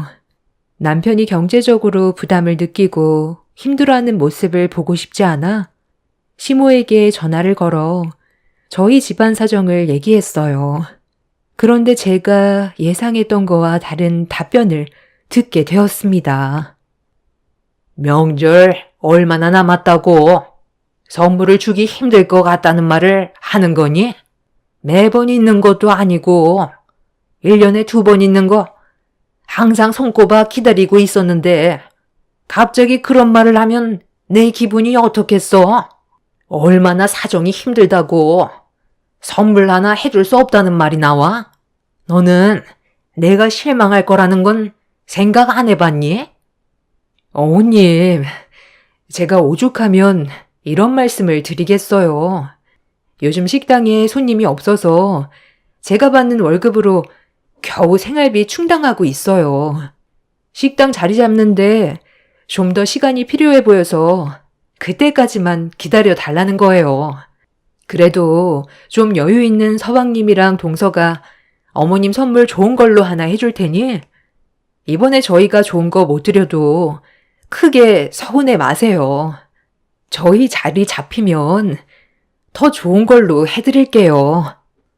너 내가 몇 달 전부터 명품 가방 가지고 싶다고 입에 달고 살았던 거 알면서 어떻게 그럴 수 있니? 원하는 거 해줄 테니 걱정하지 말라고 했으면서 약속은 지켜야 되는 거 아니야? 이럴 거였으면 처음부터 아예 선물 주기 힘들다고 말을 하던가. 나는 이번 명절 선물만 못 빠지게 기다리고 있어서 절대 양보할 수 없으니 무조건 내가 원하는 걸로 준비해 주거라. 얼마 전부터 내가 선물 잘 준비되어 가고 있냐는 말에 반응이 미적지근하더구만. 이런 사정이 있어서 쉽게 말을 꺼내지 못했던 거구만. 어머님, 지금 그이가 하는 식당 계속 어려워지면 폐업까지 해야 돼요. 식당 차리면서 대출도 받았는데 하루에 손님이 10손가락에 꼽힐 정도예요.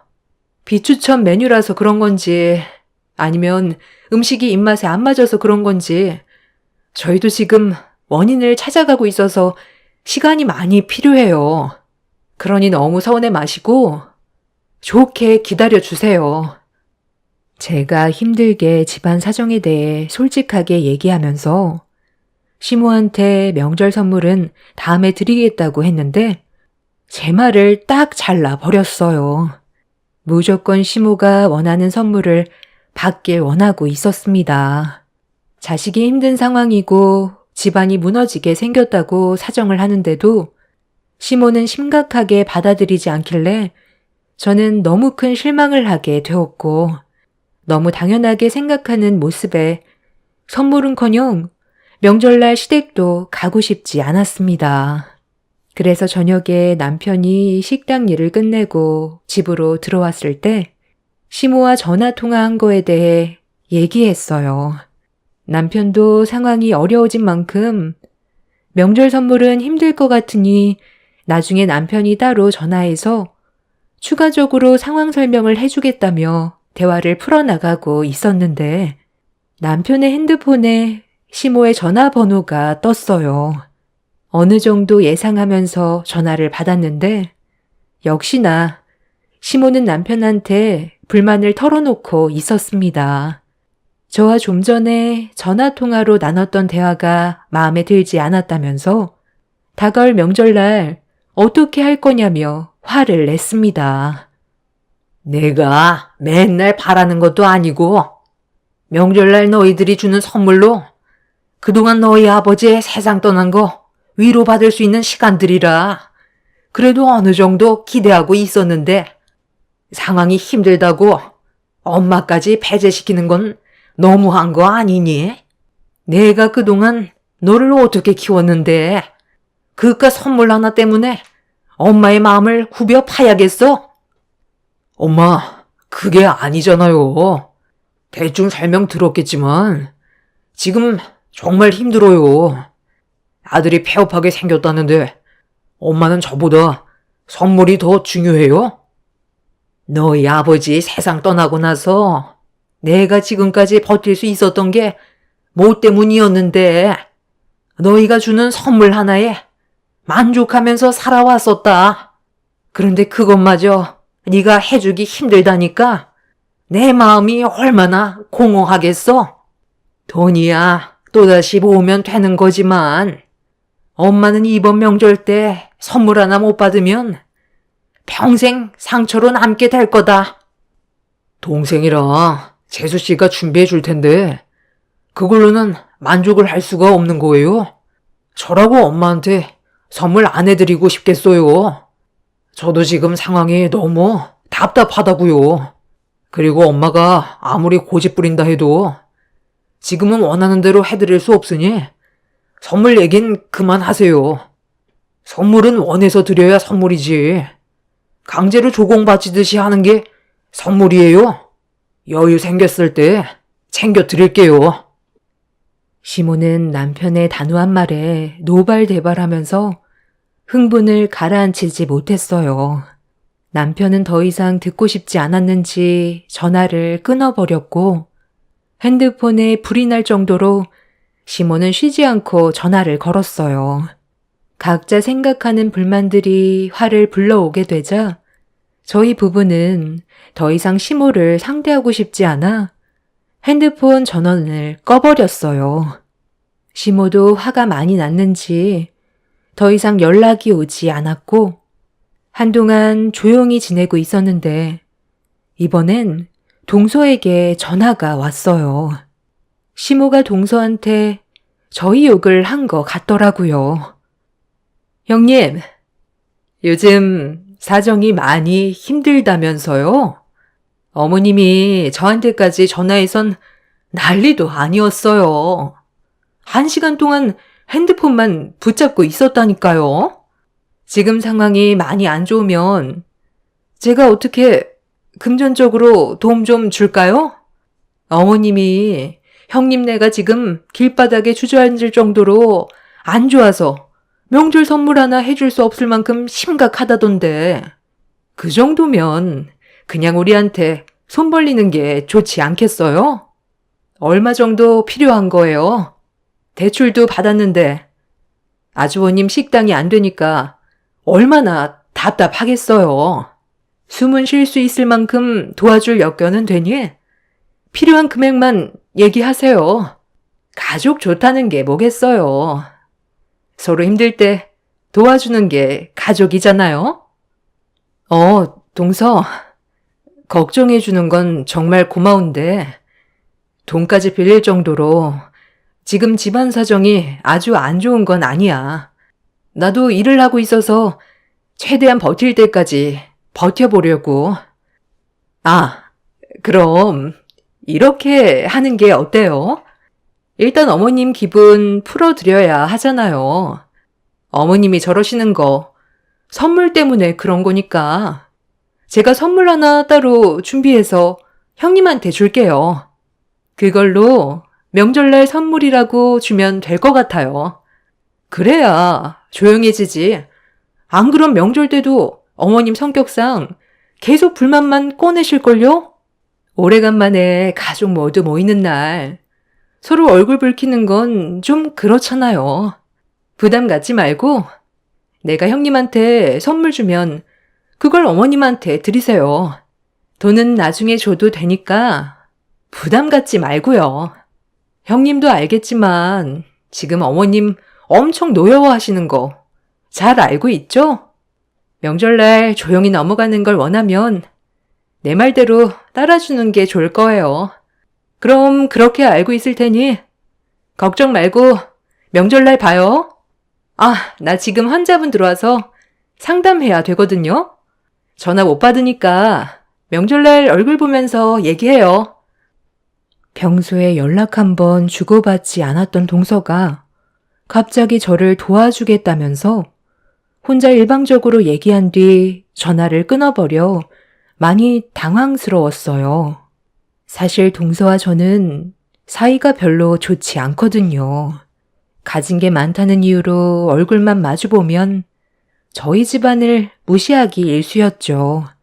그래서 최대한 서로 엮이지 않으려 했는데 동서도 제가 거리를 둔다는 걸 느끼고 있었는지 명절날 얼굴 보는 거 외엔 개인적으로 연락을 주고받지는 않았습니다. 그렇게 꽤 오랜 시간 안 좋은 감정 가지고 지내왔었는데 갑자기 도와주겠다며 친하게 접근하는 동서의 행동이 의심하지 않을 수가 없었어요. 평소에 저와 사이가 좋았다면 이런 생각은 하지 않았겠지만 너무 다른 반대의 모습을 보여줘서 어떻게 받아들여야 할지 몰라 고민이 되었죠. 아무리 집안의 사정이 힘들어도 동서에게 손을 벌리는 건 아닌 것 같아 일이 바쁜지 전화를 받지 않아서 문자로 동서의 제안을 거절했어요. 동서는 제 문자를 읽었는지 알겠다는 한마디를 끝으로 더 이상의 대화는 없었습니다. 그리고 다시는 안 왔으면 했던 추석 명절이 다가왔고 남편과 저는 무거운 마음으로 어쩔 수 없이 시댁으로 향했지만 시모가 어떤 반응을 보이게 될지 이미 알고 있었기 때문에 싫은 말 듣게 될까봐 가는 동안에도 걱정이 많았습니다. 남편도 한 성격 하는지라 어떠한 문제로 안 좋은 감정을 터뜨리게 된다면 걷잡을 수 없을 정도로 사태가 심각해지거든요. 저는 그런 일만 없길 간절히 바라고 있었는데 시댁에 발을 들이자마자 남편을 본 시모가 뭐하러 왔냐면서 꼴도 보기 싫다고 상처되는 말들을 거침없이 뱉었어요. 남편은 그런 시모의 모습에 당황한 듯 할 말을 잃어 현관문 앞에 서 있는데 뒤에서 동서내외도 막 도착해선 목소리를 높이는 시모에게 말을 붙였습니다. 그리곤 시모 보고 들으라는 것처럼 제가 반대했던 시모의 선물을 건네주면서 중요한 선물 현관문 앞에 놨다가 잃어버리면 어떡하냐고 마치 제 것인 것처럼 밑밥을 깔고 있었습니다. 동서의 행동에 남편과 저는 당황했고 시모는 저희가 선물을 사왔다는 말을 듣고는 갑자기 태도가 180도 바뀌었습니다. 동서는 아무렇지도 않은 척 먼저 집으로 들어갔어요. 저와 남편은 동서가 무슨 생각을 가지고 있는지 알 수 없는 상태에서 일단 건네준 선물을 제가 가지고 있었습니다. 시모는 저와 동서가 들고 있는 포장된 선물 상자를 보더니 기분이 들떠서는 밥부터 먹자면서 급하게 주방으로 들어갔어요. 동서, 내가 이런 거 필요 없다고 했었잖아. 우리한테는 동서의 호의가 부담으로 다가온다고. 그리고 지금 당장 돈을 줄 수 있는 상황이 아니란 것도 알잖아. 아, 별거 아니니까 돈 안 줘도 돼요. 저는 그냥 안 좋은 분위기 만들어지는 걸 보고 싶지 않아서 했던 행동일 뿐이니 그냥 어머님 저렇게 들떠 계시는데 장단 맞춰주세요. 선물 상자 안에 있는 물건이 뭔데? 비싼 건 없으면 우리가 돈을 갚는데 많은 어려움이 있거든. 혹시 명품 가방은 아니지? 저 상자 안에 물건이 도대체 뭐야? 에이, 그건 일단 식사 끝나고 어머님한테 선물 드릴 때 확인해 보면 알게 되잖아요. 형님이 지금 걱정해봤자 당장 해결되는 건 없어요. 편히 식사부터 하자고요.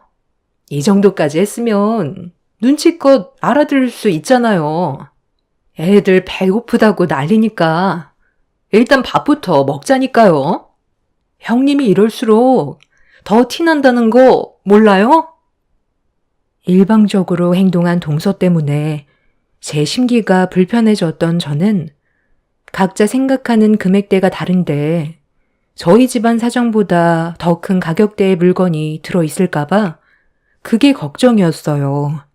그래서 물어본 거였는데 동서는 귀찮다는 듯 주방으로 들어갔습니다. 남편은 일단 상황을 지켜보자면서 주방으로 들어갔고 저 또한 남편의 뒤를 따르게 되었죠. 그렇게 모두 한자리에 모여 식사를 이어나갔지만 좀 전까지만 해도 난리를 치던 시모의 모습은 어디 가고 전혀 다른 모습을 보게 된 터라 저는 차마 웃고 즐길 심정은 아니었어요. 그렇게 어색한 분위기 속에서 가족들 모두 거실에 앉아 시모가 깎아준 과일을 먹으며 대화하고 있었는데 시모가 기대하고 있는 선물을 보고 싶다는 말에 동서가 먼저 시모에게 선물을 내밀자 기다렸다는 듯 동서가 건네준 선물을 낚아채 급히 확인을 하고 있었습니다. 포장된 선물 상자에서 나온 건 다름 아닌 명품 가방이었어요. 고가의 루이비통 가방이 선물 상자에서 나오는 순간 시모는 입을 다물지 못했고 상당히 기뻐하고 있었어요. 시모는 한층 업된 기분으로 제 옆에 있던 선물 상자를 빨리 달라면서 손을 내밀길래 제가 준비한 것도 아니지만 제가 준비한 것처럼 시모에게 건네주었습니다. 시모는 상자 안에 뭐가 들어있는지 많이 궁금했었는지 급하게 포장지를 뜯고 있었어요. 그리고 안에 있던 물건을 꺼내 들어 올리는 순간 저희 부부는 시모가 들고 있던 가방을 뚫어지게 쳐다봤어요. 시모는 순간적으로 정색을 하면서 동서가 들고 있던 가방과 나란히 거실 테이블에 올려놓았습니다. 아니, 지금 이게 어떻게 된 상황이니? 왜 너희들이 준비한 선물이 똑같은 거야? 명품 가방을 원하기는 했지만 둘이 겹칠 거라곤 전혀 생각하지 못했는데 이렇게 되면 하나는 환불을 할 수밖에 없겠는데? 그런데 가만히 있어 보자. 너희들이 나한테 똑같은 선물을 해준 건 맞긴 한 것 같은데 약간 미묘하게 다른 것 같은데 상품 번호는 똑같은데 왜 생긴 게 다른 거지? 설마 이거 가품 아니야? 잠깐만. 그러고 보니 큰 며느리가 나한테 준 선물은 보증서가 없네. 작은 며느리가 준 건 보증서가 있잖아. 큰 며느리 네가 얘기 좀 해봐라. 이거 어디서 산 거야? 백화점에서 산 거 아니지? 설마 나 속이려고 길거리 시장에서 구매한 거니? 어머, 요즘 이 상품이 유행이라곤 하던데 벌써부터 가품이 돌아다닐 줄 전혀 몰랐어요. 정말 자세하게 안 보면 어떤 게 진짜이고 가짜인지 구분하기 힘들겠어요. 뭘 구분하기 힘들어? 나는 딱 알겠는데 달려있는 것들부터가 싸구려 티가 팍팍 나잖아. 얘, 너 지금 나한테 일부러 이런 짓을 꾸민 거지? 내가 하도 명절 선물로 난리를 치니까 명절 때 얼굴 보기 껄끄러워서 어쩔 수 없이 시장에서 몇만 원으로 구매할 수 있는 가방 하나 포장해 온 거 맞지? 이딴 쓰레기 가방을 지금 나한테 걸치려 했던 거야? 어머님, 그게요. 지금 약간 오해가 있는 것 같은데 제가 다 설명드릴게요. 얼마 전에 동서와 잠깐 전화통화를 한 적이 있었어요. 그런데 그때 동서가 형님, 지금 저한테 탓을 돌리려는 거예요? 사람이 어떻게 그래요? 내가 이런 말까진 안 하려 했는데 어머님, 형님이 저한테 전화해선 뭐라고 한 줄 아세요? 돈 좀 빌려달래요.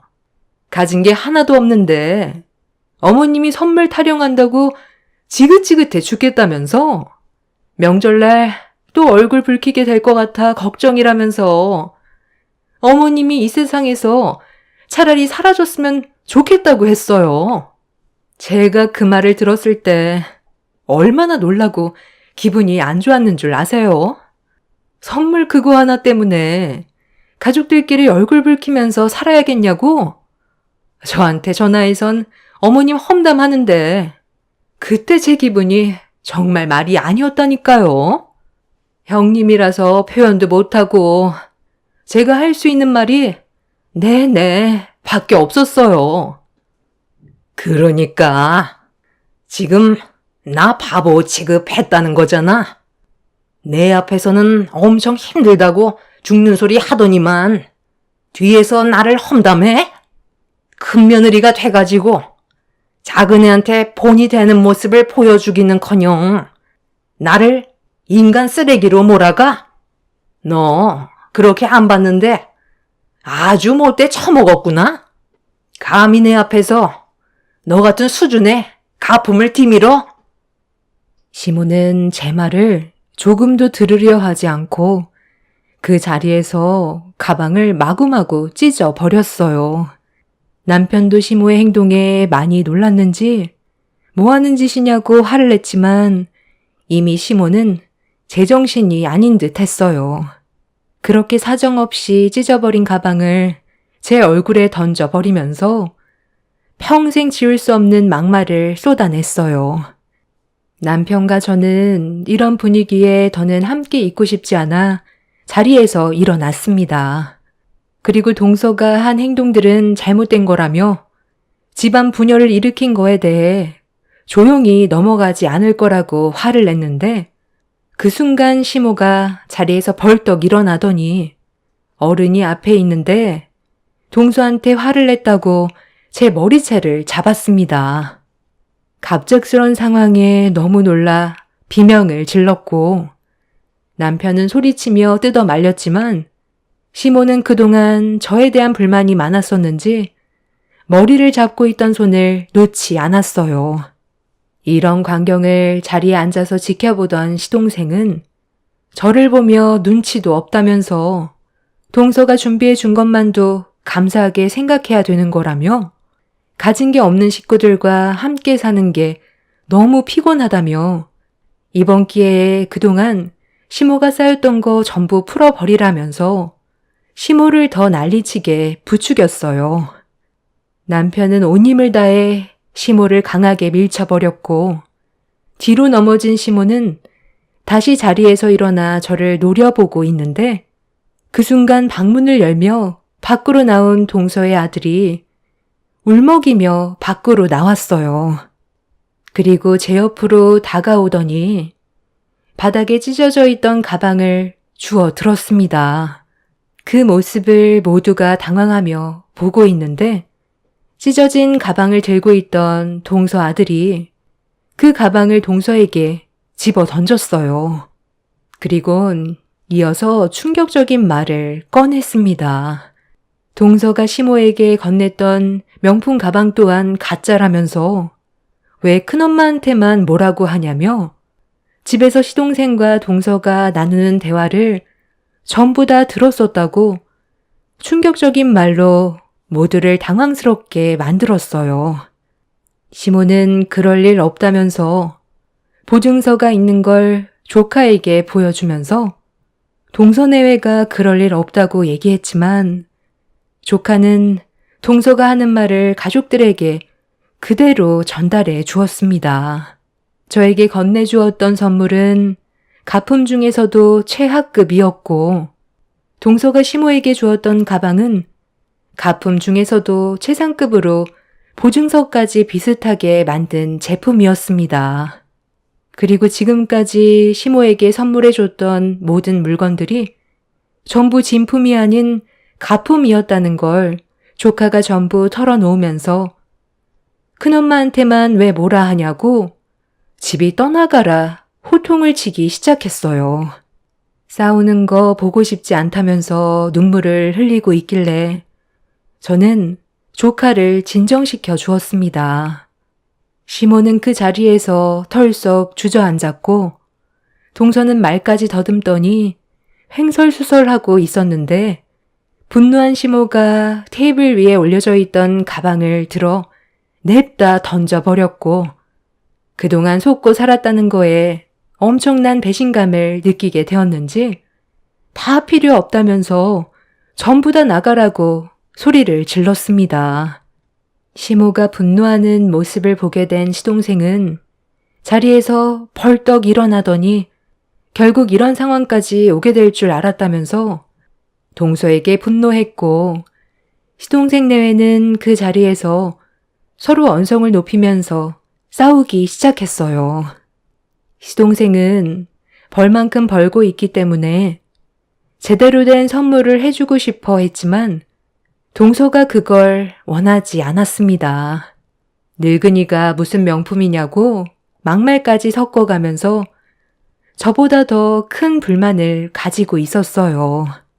정작 본인도 명품 하나 제대로 걸치지도 못하는데 힘들게 돈 벌어 모아 시모에게 갖다 바치는 선물들이 아깝다면서 이런 삶을 사는 거에 대해 불만을 털어놓고 있었습니다. 시동생과 동서는 걷잡을 수 없이 상처되는 말들을 주고받았고 시모는 그동안 받았던 선물들을 밖으로 가지고 나와 전부 다 쓰레기통에 집어넣었어요. 저희는 그래도 선물 하나 해줬을 때 직접 백화점 가서 신중하게 골라 선물을 드렸었는데 동서는 처음부터 끝까지 전부 다 가품만 선물해주고 있었습니다. 이 문제로 동서 내외는 지속적인 부부싸움이 있었고 그걸 옆에서 조카가 전부 다 지켜보고 있었는지 시댁에 와서도 또 이 문제로 싸우게 되자 저희가 몰랐던 사실을 전부 다 털어놓게 된 거였어요. 상황이 급격하게 안 좋아지자 남편은 중간에서 그만하라고 소리를 지르며 동서내외를 밖으로 내쫓아 버렸어요. 시모는 자식 새끼 키워봤자 아무 소용 없다면서 땅을 치며 오열을 했고 저희 부부 또한 그 모습을 보면서도 너무 많은 실망을 했던 터라 그날 집으로 돌아오게 되었죠. 동서내외는 명절날 이후 서로의 생각 차이 때문에 이혼까지 가게 되는 일이 생겨버렸습니다. 그리고 시동생은 지긋지긋한 집구석과 더는 엮이고 싶지 않다면서 시모는 장남인 저희 남편이 돌봐드리는 게 맞지 않냐며 다시는 연락하고 지내지 말자고 이사를 가버렸어요. 저희도 시모의 얼굴을 보고 싶지 않아 연락하지 않았고 시모 또한 저희한테도 연락하지 않은 채 지내고 있었습니다. 그렇게 서로 등을 돌린 채 지내고 있었는데 저희 가족에게 뜻하지 않았던 기회가 갑자기 찾아왔어요.